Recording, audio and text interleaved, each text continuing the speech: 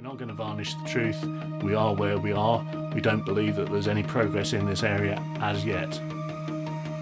Network is the Motorcycle Action Group's monthly activist newsletter. I'm Colin Brown, and welcome to the MAG Network Readout. Hello everybody, and welcome to this February edition of Network.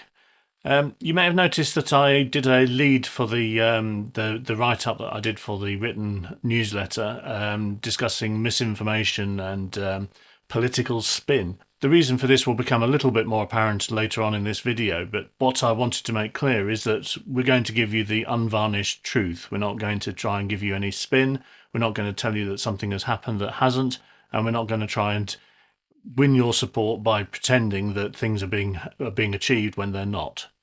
So with that, let's move on. Now, first of all, the integrated transport strategy. Now, I mentioned last month that this was a consultation on a national policy. What's happened since last time I spoke? The deadline for this, which was going to be the 31st of January, has now been extended right the way through to the 20th of February. So if you've not already taken the time to respond to this consultation as an individual, please do take the time. It will be worth doing. Now, one question that has been raised to me, and I think it was a perfectly valid question, this came from Northern Ireland, as to whether or not this policy that they're trying to generate will cover England or Great Britain or the whole of the UK.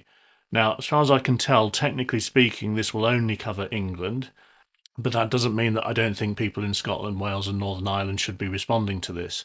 When you consider what this is about, it may well lead to policy decisions that are made in the devolved nations, and frankly, transport needs to be consistent across all four nations. It's not something that we need to have a change or a different set of rules or ambitions or policy when we reach a border within the UK. So I would suggest that no matter where you live in the country, whether that be Scotland, Wales, England, Northern Ireland, do take the time to respond to this consultation.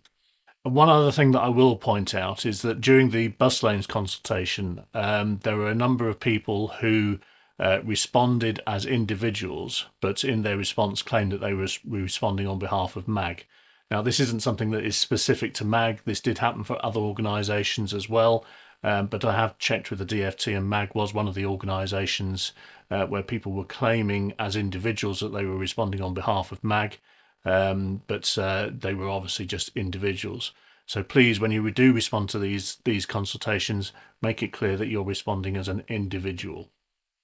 We will obviously leave a link to the consultation in the description to this video. Moving on then, the Scottish 50-mile-an-hour speed limits, that consultation is still live. I'm in the process of formulating the MAG response to that. Yes, you can still access that until the 5th of March. So again, please do take the time to respond to that one. Now, I said that there were a number of opportunities coming up in January, which I think is only fair to report on very briefly here. The first one's Save London Motorcycling's court case with Hackney. This has actually been delayed. Now, this shouldn't be viewed as a problem. This is actually something that was agreed by Save London Motorcycling in order that they could introduce more evidence. And there's a strong belief that this new evidence, which they'll be introducing, will now the court will have to consider, will actually increase the chances of getting a positive outcome from this court case. So again, the crowdfunder is still live. They've yet to meet their target.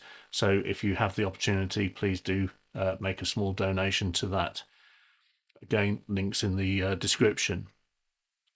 Now, I did attend the Association of Police and Crime Commissioners Vehicle Crime Roundtable meeting. This took place on the 6th of January, an online meeting. Very interesting.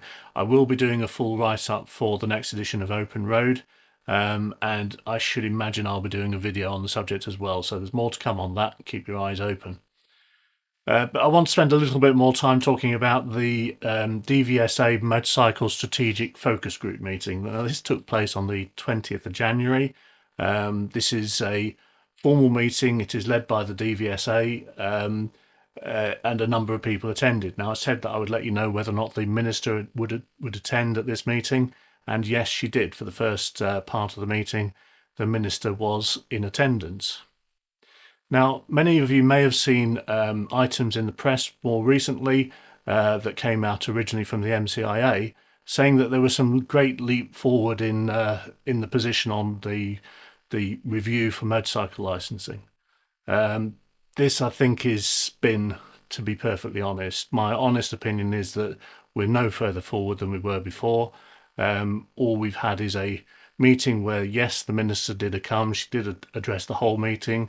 She did say that, yes, the information and the knowledge that was in the room as being pivotal to making their decision and all this kind of stuff. But there is no commitment as yet to carry out a review. They're just considering options to carry out a review. So yes, we are still thinking about whether or not we should have a meeting to decide whether or not we should think about having a review. So it is very much a case of no progress at this point in time. Now, it would be lovely for me to sit here and claim that yes, all the lobbying work has shown a result, but the reality is, I think that would be misinformation. So as I say, we're not going to varnish the truth. We are where we are. We don't believe that there's any progress in this area as yet. That doesn't mean that there won't be. We are obviously still pushing for this, and you can do your bit by making sure that you contact your MP, speak to anybody in a political role that you think may have some influence on this decision, and push and say this is something that is long overdue and we do need it to take place. So for the month ahead, there are some upcoming opportunities.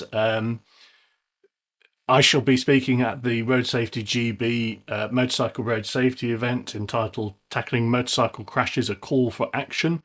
This takes place on the 13th of February, so I shall be speaking at that event.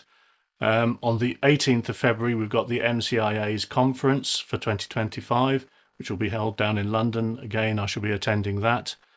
And then on the 20th of February, I'll be attending an online meeting of Transport Scotland for their motorcycle focus group.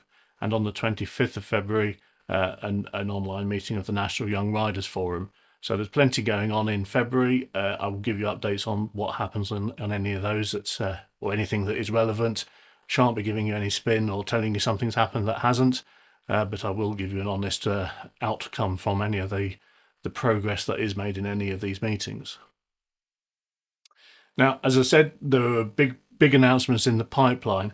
Now, I had hoped by now to be able to fully announce the next part of our campaign when it comes to bus lanes. This, unfortunately, is being delayed a little by events that are totally outside of my control.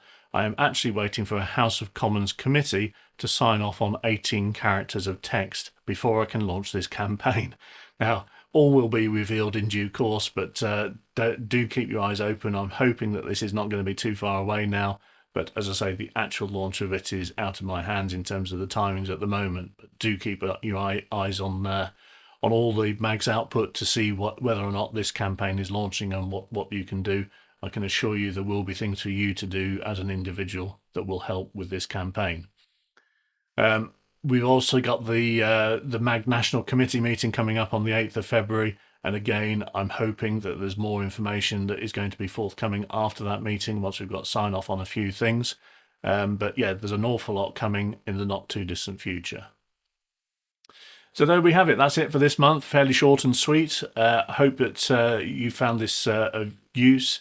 And please do like and subscribe to make sure that you keep up to date with all the work that is going on within MAG and this kind of things that you can get involved with.